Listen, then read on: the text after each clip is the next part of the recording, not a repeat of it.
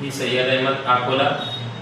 सगळ्यांना माहीत असेल की राज्य सरकारनं आपल्याला प्रत्येक शासकीय विभागात रोजगार दिला होता।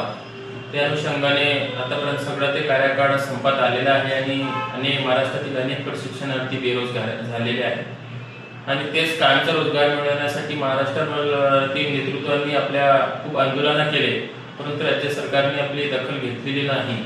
त्यामुळे नागपूर येथे होणाऱ्या हिवाळी अधिवेशनात 9/12/2025 रोजी विराट चॉकलेट मोर्चा या विधानभवनात धडकणार आहे। तसं राज्य सरकारने आपल्याला चॉकलेट दिलेलं आहे, त्यांनाच आपण जाब विचारण्यासाठी कायमचा रोजगार मिळवण्यासाठी आपण सगळ्यांनी नागपूर या ठिकाणी उपस्थित राहून आपला कायमचा रोजगार मिळवूया।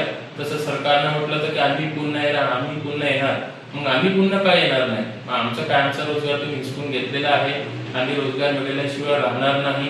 कारण अनेक सगळे प्रशिक्षणार्थ्यांच्या सोबत जे उच्च शिक्षित आहेत त्यांच्यासोबत मोठे अन्याय झालेले आहे। त्यांचा वाली नेमकं कोण?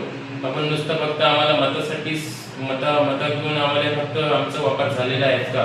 त्याच्यामुळे अनेक प्रशिक्षणार्थी संभ्रम झालेले आहेत। तर मी राज्य सरकारला विनंती करतो की या अधिवेशनात आम्हाला कायमचा रोजगार मिळवून द्यावा आणि आमचा कायमचा तोडगा काढावे, हे राज्य सरकारला विनंती करत आहोत। आणि पुन्हा सगळ्या प्रशिक्षणार्थ्यांना विनंती करतो की उद्या होणाऱ्या विराट चॉकलेट मोर्चासाठी आपण हजारोच्या संख्येने सहभागी व्हावे, आपल्याला मी विनंती करतो। जय हिंद, जय महाराष्ट्र।